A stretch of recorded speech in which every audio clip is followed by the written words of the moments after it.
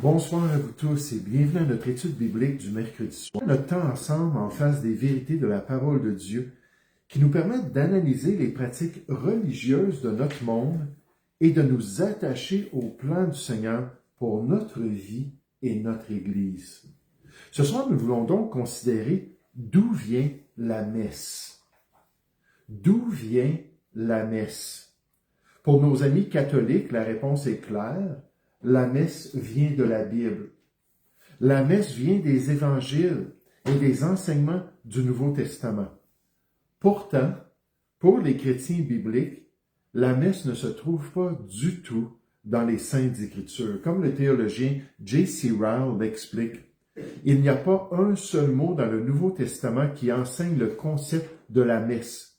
Que la Sainte Seine soit un sacrifice ou qu'un prêtre dans l'Église offre à nouveau Christ à Dieu comme ce sacrifice. Il dit ça n'existe pas. John MacArthur confirme, nulle part le Nouveau Testament ne présente cette idée de la messe, de la scène comme un moyen de grâce conférant le salut, puisque le repas du Seigneur est vu comme un mémorial de l'œuvre déjà accomplie par Jésus-Christ. Donc ce soir, j'aimerais qu'on puisse voir la différence. La différence entre le repas du Seigneur enseigné dans la Bible et la messe qui a été développée par le catholicisme. Si vous voulez prendre notre feuille de travail à la page 1, d'où vient la messe? Ou d'où vient ce sacrement majeur des rituels catholiques? Introduction. La pratique de la Sainte du Seigneur ou du repas du Seigneur institué par Jésus était à l'origine un acte simple, centré sur le souvenir de son sacrifice accompli à la croix. Donc à l'origine, c'est-à-dire dans le Nouveau Testament. Voilà le modèle biblique pour l'Église d'aujourd'hui. Cependant, au fil des siècles, cette pratique a connu une évolution importante dans l'histoire du catholicisme jusqu'à devenir ce qu'on appelle aujourd'hui la messe, avec une compréhension sacramentale et sacrificielle d'après les dogmes officiels de l'Église catholique. Donc, c'est pas une invention des évangéliques lorsqu'on dit que les catholiques disent que la messe, c'est vraiment un sacrifice, que l'hostie, l'hostia en latin, c'est un sacrifice qui est offert pour expier les péchés. Ça vient vraiment de l'enseignement officiel de l'Église catholique. Cette étude vise à examiner, à la lumière de l'Écriture et de l'histoire, comment cette transformation s'est opérée. Et la question principale à retenir est, la scène est-elle un mémorial d'un fait accompli ou un sacrifice à renouveler? Est-ce que le repas du Seigneur, c'est un mémorial de quelque chose qui a déjà été accompli une fois pour toutes, ou est-ce que c'est un sacrifice à renouveler d'après l'enseignement de la parole de Dieu? Point numéro 1, l'évolution d'un mémorial vers un sacrifice. Le but de cette étude est de comprendre comment une institution de souvenir et de communion, le repas du Seigneur, est devenue dans le système romain un sacrement nécessaire au salut et une répétition du sacrifice de Christ. Vous vous rappelez quand Jésus a parlé des gens qui allaient se tenir devant lui dans Matthieu chapitre 7, puis qui allaient voir que Jésus ne les acceptait pas, puis qui vont dire « Seigneur, Seigneur, n'avons-nous pas ?» Là, ils vont faire une liste de choses qu'ils ont faites pour pouvoir obtenir le salut puis pour pouvoir aller au paradis. Là, Jésus va leur dire, je ne vous ai jamais connu. Ça va être tragique parce que ces gens-là vont être surpris ayant été séduits par leur religion. Puis c'est pour ça que Jésus a dit, ceux qui disent Seigneur, Seigneur, n'entreront pas tous dans le royaume des cieux, seulement ceux qui font la volonté de mon Père dans les cieux. Moi, je pense qu'il y a beaucoup de gens à travers l'histoire, puis encore aujourd'hui, qui vont pratiquer la messe et en vieillissant le plus souvent possible, croyant que c'est comme ça qu'ils vont obtenir l'accès au paradis de Dieu. Cette idée-là qu'il y a une banque céleste qui contient la grâce que Jésus a acquis sur la croix, puis alors qu'on pratique les sacrements mystérieux qui nous donnent accès à cette banque-là, qu'on obtient de plus en plus le salut et la vie éternelle en pratiquant ces rituels-là. Puis comme c'est triste, qu'ils vont se tenir un jour devant le Seigneur, puis il va dire, je ne vous ai jamais connu. Éloignez-vous de moi. Et pourtant, ils auront appris ça dans leur religion. Le point 1 à la lettre A, la fondation, la scène dans le Nouveau Testament. Dans les évangiles Matthieu, Marc et Luc, les évangiles synoptiques qui en parlent, et l'épître de Paul, surtout 1 Corinthiens chapitre 11, la scène où le repas du Seigneur est présenté comme un mémorial et une proclamation, on va voir de quoi dans un instant. C'est en réalité le retour vers une œuvre accomplie sur la croix du Calvaire. Ainsi, Jésus a dit à ses apôtres, « Faites ceci en mémoire de moi. » Le mot grec « anamnesis », qui veut dire souvenir ou mémorial, suggère un rappel d'un événement passé et achevé. Donc, c'est vraiment une célébration d'un événement historique qui démontre l'amour de Dieu puis l'œuvre du Seigneur. Et ce sont ça les fêtes qui étaient instituées dans l'Ancien Testament. Et ensuite, on voit aussi dans l'exemple du Nouveau Testament, alors que Dieu demandait à son peuple de répéter des choses pour se rappeler ce que le Seigneur avait fait. Par exemple, la Pâque juive. Pensez à Moïse qui s'apprête à sortir de l'Égypte avec le peuple d'Israël. Puis Dieu lui dit à chaque année dans le calendrier religieux d'Israël, il va y avoir cette fête-là que vous allez célébrer pour sortir d'Égypte encore une fois. Est-ce que c'est ça que Dieu a enseigné? Non, pour vous rappeler que Dieu vous a sorti de l'Égypte. Un mémorial des actions historiques et passées de Dieu. C'était toujours ça pour qu'on puisse se rappeler. Pardon? Oui, qu'on puisse se rappeler, qu'on puisse voir que Dieu a fait ces choses-là dans le passé pour nous. Mais c'est exactement cela qu'on voit quand Jésus dit « Faites ceci en mémoire de moi ». La lettre B, la simplicité de la pratique de l'Église primitive. Les premiers chrétiens rompaient le pain dans les maisons, on nous dit dans Acte 2, 46. Ils le faisaient ensemble, puis ils le faisaient dans les maisons. Il n'y avait ni autel, ni prêtre, ni question de sacrement, car Christ est le seul grand prêtre qui a déjà tout accompli, le plan du salut de Dieu. C'était juste pour se remémorer ça. Le pain représentait ainsi le corps déjà offert au calvaire et le jus, son sang offert une fois pour toutes pour le pardon des péchés. Là, il célébrait ces choses-là pour se rappeler. Un symbolisme qui pointait vers une réalité passée qui était entièrement accomplie. Le but de ce mémorial, communier avec le Seigneur et son peuple, venir ensemble avec d'autres chrétiens, venir ensemble avec ceux qui ont mis leur foi en Jésus-Christ et avec le Dieu du salut, et annoncer sa mort jusqu'à ce qu'il vienne pour chercher son Église. 1 Corinthiens chapitre 11, verset 26 est très clair. Toutes les fois que vous mangez ce pain et toutes les fois que vous buvez cette coupe, vous annoncez la mort du Seigneur jusqu'à ce qu'il vienne. Pas vous obtenez la vie éternelle, vous rajoutez à votre capacité de gagner le ciel. Vous pratiquez ce sacrement-là pour obtenir la faveur de Dieu? Non, c'est pour proclamer votre foi, pour proclamer votre confiance que vous avez mis dans le Seigneur Jésus. Le pasteur MacArthur rappelle que dans la scène, le repas du Seigneur, nous ne répétons pas le sacrifice de Christ, nous l'annonçons. C'est un sermon visible, proclamant sa mort jusqu'à son retour. C'est ça l'objectif du Seigneur dans ces mémorials-là de son œuvre auprès de son peuple et même dans ce monde pour proclamer, alors qu'il y a des visiteurs dans les assemblées chrétiennes, pour proclamer l'amour et la mort du Seigneur Jésus pour nous. Le point numéro 2 à la page 1, le glissement vers le sacrifice. Bien souvent, quand les gens nous demandent c'est quoi la différence entre une église baptiste ou une église évangélique, puis une église plus traditionnelle comme l'église catholique, on va parler de la tradition qui a été ajoutée. Le fondement d'une église biblique, c'est juste la Bible.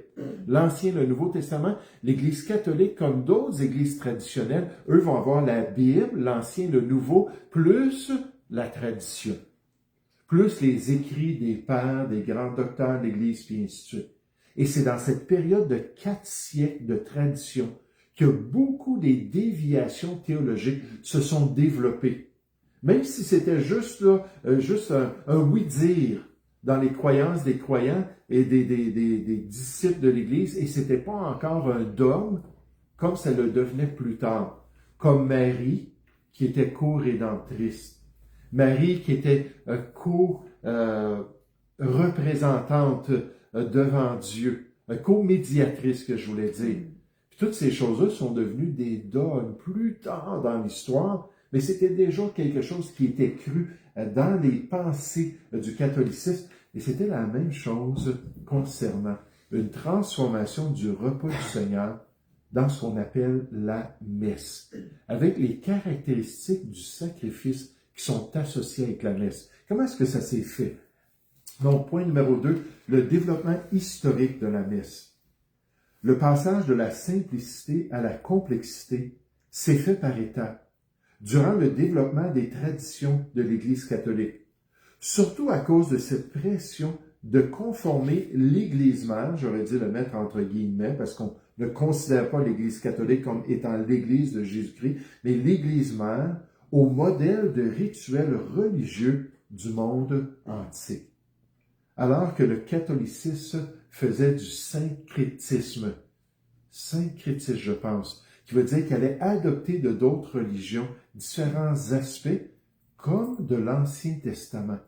Là, ils ont commencé à parler de sacrifice dans les rituels, dans la liturgie. Ils ont commencé à parler du besoin d'un prêtre qui était le vicaire de Christ pour pouvoir venir avec l'onction de Dieu pour consacrer les éléments, puis différentes choses comme ça qu'ils ont pris de l'Ancienne Alliance et qu'ils ont mélangé dans la Nouvelle Alliance parce qu'ils voulaient adapter l'Église à ses réalités, à ses besoins-là. C'était faux. La lettre A, l'introduction de l'autel et du prêtre, 2e au 4e siècle. Donc, tout de suite après le départ des apôtres, Paul avait dit dans Actes chapitre 20 qu'après le départ des apôtres, plusieurs loups rugissants allaient rentrer, allaient venir le corrompre le message de Dieu. Déjà pendant l'ère apostolique, il y avait des hérésies qui essayaient de changer les croyances des chrétiens. Après le départ des apôtres, et là, ça a explosé à partir du 2e siècle. Toutes sortes de choses s'est manifestées à partir de cette période-là. Tranquillement, le repas de communion a commencé à être décrit avec un langage sacrificiel. Sous l'influence des religions païennes et du système lévitique de l'Ancien Testament pourtant accompli, la table du Seigneur est devenue un autel de sacrifice. Et le pasteur est devenu un prêtre dans le sens du vicaire pour Christ, celui qui représentait Christ dans cette œuvre expiatoire. À partir du 2e siècle, un homme très influent qui s'appelait Ignace d'Antioche. Ignace d'Antioche est connu comme un père apostolique. Puis il a dit avoir été formé par Jean, l'apôtre Jean. Mais Ignace d'Antioche était croche dans beaucoup de ce qu'il croyait. Il a envoyé alors qu'il s'est fait arrêter puis qu'il s'en allait à Rome pour se faire exécuter. Dans le voyage, il a écrit 7 épîtres. Puis il a envoyé ces épîtres-là aux églises, puis certaines de ces églises-là étaient des églises comme Philippe, puis Éphèse, puis ainsi de suite, des églises qu'on voit dans le Nouveau Testament, pour leur enseigner le message de Dieu. Et là, qu'est-ce qu'on voit dans certaines de ces épîtres-là? Il commence à parler de l'autel dans le rituel de l'Église. Où est-ce qu'on voit ça dans le Nouveau Testament? Il n'y a pas un seul verset qui parle d'un autel dans la liturgie de l'Église. Ensuite, il a commencé à parler du prêtre, puis de son onction pour pouvoir offrir la Sainte Seine. Encore une fois, on ne voit pas ça. Puis il a développé tout le concept de l'évêque monarche. On n'embarquera pas dans cela, mais l'évêque monarche, c'est-à-dire l'évêque qui a l'autorité sur la foi des chrétiens. Puis nécessairement, ça s'est développé plus tard avec l'évêque de Rome aussi. Et là, il a parlé de la Sainte Église catholique. Puis là, il a parlé de ce regroupement-là d'évêques qui avaient l'onction de Dieu et qui pouvaient interpréter seuls la parole de Dieu. Au 2e siècle, Fait que déjà au deuxième siècle, il y a eu une corruption de l'Évangile, puis la disparition dans beaucoup de mouvements chrétiens des vérités de Dieu. Déjà au premier siècle, Jésus avait parlé dans le livre de l'Apocalypse, chapitres 2 et 3, des problèmes dans les églises, les 7 églises de l'Asie mineure. Puis certaines de ces églises-là étaient en train de mourir spirituellement, à cause que la corruption avait affecté leur foi. Puis là, le message qui était prêché dans les églises, c'était plus le vrai message du salut en Jésus-Christ. Donc, ils commençaient à vraiment dépérir spirituellement. On arrive au deuxième siècle, puis ça a explosé. Et plus tard, avec l'empereur Constantin, c'est devenu la norme dans l'Empire. Là, il n'y avait plus la vraie foi primitive à travers tout cela. L'Église catholique universelle qui a pris ces enseignements-là d'Ignace pour les établir comme un dogme, et nécessairement avec l'Église catholique romaine plus tard, sous Constantin, c'est devenu la croyance officielle. La lettre B, la doctrine de la transsubstantiation. Qu'est-ce que ça veut dire, la transsubstantiation? C'est lorsque les éléments sont consacrés dans le rituel et la liturgie catholique.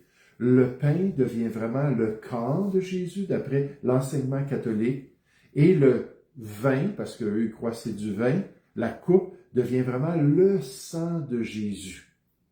Ces choses-là sont transformées dans leur nature, même si l'apparence ne change pas, dans leur nature même, c'est transformé pour que les gens puissent vraiment recevoir le sacrifice de Jésus et une partie du salut qui vient par la grâce de Dieu, qui vient dans le sacrifice de Jésus-Christ.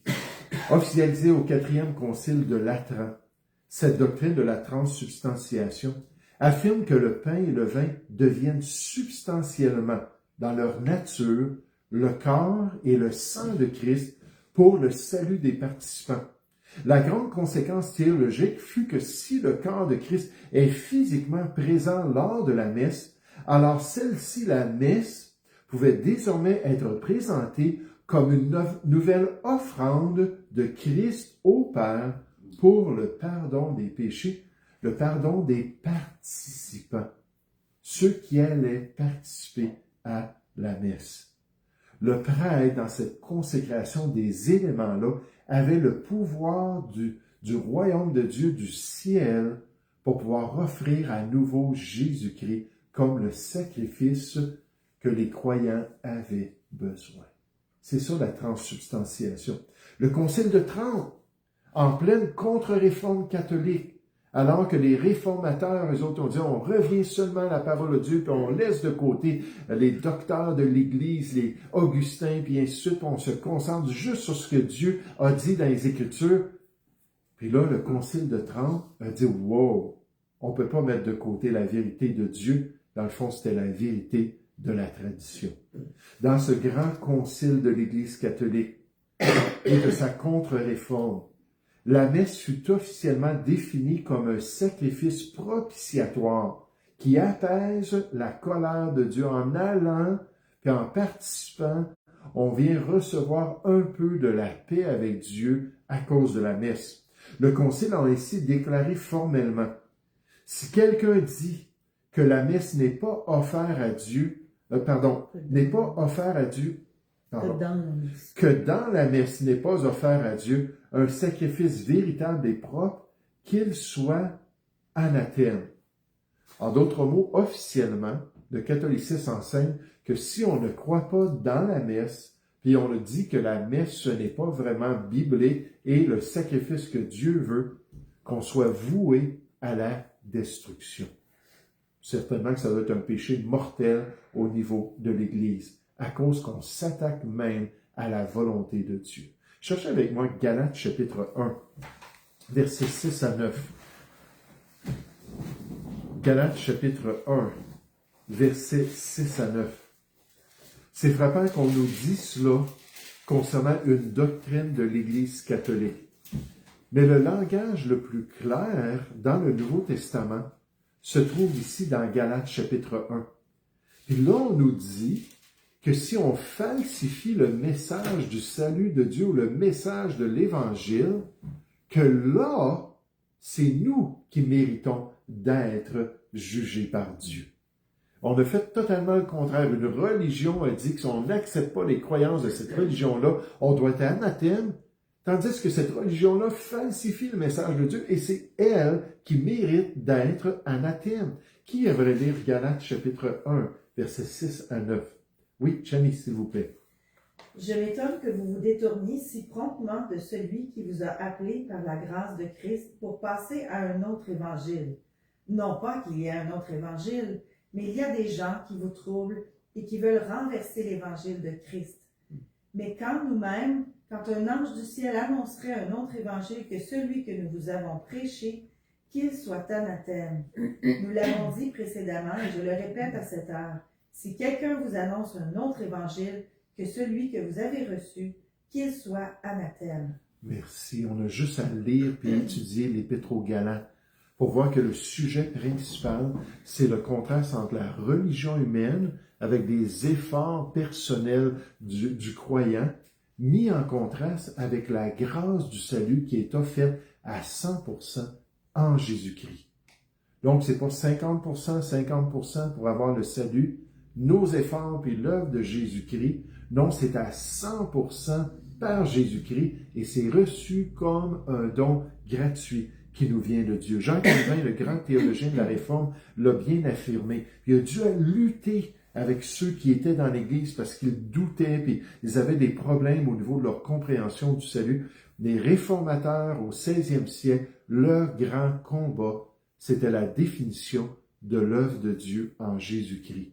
Pour que les gens mettent de côté leur croyance qui venait de l'Église mère, puis qu'ils croient seulement à la parole de Dieu. Il dit, Paul prononce une malédiction, non pas contre ceux qui rejettent les traditions humaines, c'est ce qu'on nous dit là, dans la déclaration du Concile de Trente, mais contre ceux qui corrompent l'Évangile de Christ. C'est totalement le contraire. Martin Luther aussi a dû lutter contre cela. Il dit bien que les conciles puissent se tromper, ils se sont souvent trompés. Seule la parole de Dieu demeure le juge de toutes les doctrines de l'Église de Jésus-Christ. Et tout enseignement qui ajoute à l'Évangile se place lui-même sous l'anathème de Dieu. Donc, en changeant le message, c'est vous qui êtes sous l'anathème et non pas ceux qui sont fidèles à la parole de Dieu. Le pasteur MacArthur dit aussi, tout système qui transforme l'œuvre achevée de Christ en un sacrifice répété ou continu altère l'Évangile et se place sous la condamnation de cet avertissement de Paul dans l'Épître aux Galates. Donc, vous n'acceptez pas la messe, vous êtes sous l'anathème, puis la messe, c'est pas biblique. Non, c'est vous qui êtes sous l'anathème de Dieu à cause que vous avez changé le message du Seigneur. Regardez avec moi la charte suivante. On commence avec l'aspect à gauche. L'aspect en haut du repas du Seigneur, qui est biblique, puis la messe du catholicisme, qui est traditionnelle, qui a été développée après la Bible. Donc, la nature du repas du Seigneur, c'est un mémorial, un souvenir. Nécessairement 1 Corinthiens 11, versets 23 à 26, c'est le passage qui explique ça dans les épîtres de Paul. Ensuite, la messe du catholicisme, c'est quoi sa nature? C'est un sacrifice réel et non sanglant. Mais quand même un sacrifice qu'ils font, non seulement une fois par semaine, qu'ils peuvent faire à chaque jour pour ceux qui désirent vraiment accumuler de la grâce devant Dieu. L'aspect concernant Christ, le repas du Seigneur, on nous dit que Christ est assis à la droite du Père. Il va rester assis là jusqu'à ce qu'il descende quand ses ennemis vont devenir son marchepied pour venir à la bataille d'Armageddon. C'est certain qu'avant cela, Jésus va quand même venir chercher son Église, mais là, le moment où il va quitter la gloire officiellement pour venir sur la terre, ça va être à la bataille d'Armageddon. La messe est offerte sans que Jésus soit présent. Ça contredirait ce passage-là. Maintenant, concernant la messe, Jésus est présent physiquement sur l'autel. On peut vraiment prendre ce pain-là, puis boire cette coupe de vin-là, puis dire, oui, Jésus, tu es là. Je t'ai entre mes mains, puis maintenant, je t'ai absorbé dans mon corps. Puis nécessairement, le catholicisme cite Jean chapitre 6, où Jésus disait que pour avoir la vie éternelle, il fallait manger son corps et boire son vin, du symbolisme que Jésus explique plus loin dans le passage, puis ça ne parle même pas du repas du Seigneur. Ça n'a rien à faire avec la pratique de l'Église. Ensuite, l'aspect du sacrifice. Il est offert, d'après l'enseignement du Nouveau Testament, une fois pour toutes. Puis le repas du Seigneur le célèbre. Contrairement au sacrifice dans l'Ancien Testament qui devait être offert continuellement, sans arrêt, puis qui répétait continuellement la culpabilité puis le besoin du sang versé, lui, Jésus, ça a été fait une fois pour toutes et c'est réglé. Dans la messe du catholicisme, le sacrifice est renouvelé et réactualisé à chaque messe. C'est comme si on disait à Jésus, ce que tu as fait sur la croix, c'était pas assez pour moi. J'ai besoin encore que tu meurs pour mes péchés. C'est complètement contraire au message de la parole de Dieu. Et concernant le salut, cet aspect-là du salut, il est reçu par la foi seule en l'œuvre accomplie. On se tourne vers le sacrifice de Jésus. On accepte qu'il est mort sur la croix, qu'il a été enseveli, qu'il est ressuscité, qu'il est vivant, qu'il se tient à côté de Dieu, qu'il est le médiateur entre Dieu et les hommes. Et tous ceux qui passent par lui pour demander le salut, la Bible nous dit qu'il va nous sauver parfaitement. On se repent de nos péchés, on invoque son nom et on reçoit ce salut. Mais encore une fois, le repas du Seigneur célèbre cet amour-là et ce grand sacrifice. Puis dans la messe du catholicisme, il est transmis le salut par le sacrement. Donc, ex opérate operato, c'est-à-dire d'après l'efficacité du sacrement. Cette œuvre mystérieuse, cachée, que Dieu voit, qui est pratiquée dans les rituels catholiques. Puis à cause qu'ils ont reçu cette autorité-là, on peut recevoir le salut un petit peu à la fois, alors qu'on pratique ces rituels, alors qu'on suit ces sacrements. Conclusion. L'évolution du repas du Seigneur vers la messe illustre parfaitement comment la religion peut s'insinuer dans la simplicité de l'Évangile pour transformer une célébration de la grâce en un système de mérite. C'est exactement une des choses que les réformateurs ont dit, ce n'est pas correct. Puis là, ils ont été puritains, les réformateurs. Qu'est-ce que ça veut dire? C'est qu'ils croyaient que l'Église mère, c'était la vraie Église de Jésus-Christ. Puis on dit, on va purifier les croyances, on va enseigner la vérité, on va ramener l'Église dans les voies de Dieu. Puis il y a eu tellement d'opposition qu'à un moment donné, ils ont dit, ça ne sert à rien. On ne peut plus être des puritains dans l'œuvre de Dieu. Et ils sont devenus des séparatistes. Qu'est-ce que ça veut dire? Ils sont sortis du catholicisme. Puis on dit non, c'est une Église corrompue, avec des dirigeants corrompus, qui ont des consciences endurcies, puis il n'y a rien à faire. On va suivre le Seigneur d'après le Nouveau Testament et la direction du Saint-Esprit. Et là, ils ont développé les grandes dénominations protestantes du 16e, du 17e siècle. Et plus tard, les églises évangéliques ont sorti de ces milieux-là, et nécessairement, il y en avait à travers l'histoire aussi à côté du catholicisme, mais la plupart se sont développés à partir du 17e et du 18e siècle. En déplaçant le regard de l'œuvre achevée de Christ sur la croix vers une œuvre répétée sur un autel humain, ce système a cherché à conformer la vie nouvelle à des structures visibles et rituelles propres aux valeurs de ce monde. Parce que ce sont des valeurs qui se trouvent dans les religions humaines. De mettre notre confiance dans du symbolisme plutôt que dans les réalités spirituelles illustrées par ce symbolisme. Le mémorial du repas du Seigneur n'est pas un moyen de gagner le salut, mais l'expression de la gratitude d'un cœur déjà racheté. Pour le croyant aujourd'hui, refuser cette corruption doctrinale n'est pas un acte d'intolérance, comme certains vont dire. Il faut tout s'unifier, toutes les églises, il faut toutes venir ensemble, un grand écuménisme, une grande famille, mais plutôt une défense nécessaire de la liberté que nous avons en Christ, afin de ne pas être asservis à nouveau par un système religieux qui cherche à voiler la gloire de l'œuvre déjà accomplie par notre grand Sauveur. Et ça, c'est la liberté qui se trouve dans l'Épître aux Galates. C'est pour la liberté que le Seigneur vous a affranchis. Ne retournez donc pas sous une religion vaine qui vous détourne du plan de Dieu.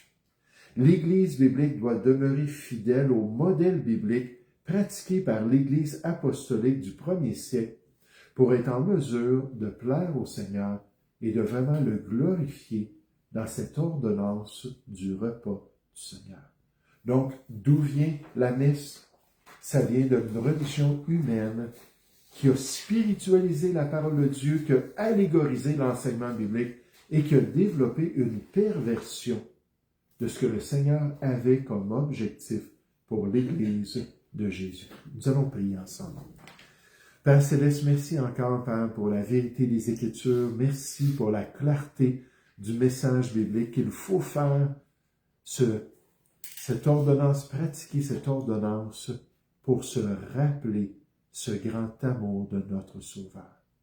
Aide-nous à toujours le faire d'une manière digne. Nous te prions au nom du Seigneur Jésus. Amen.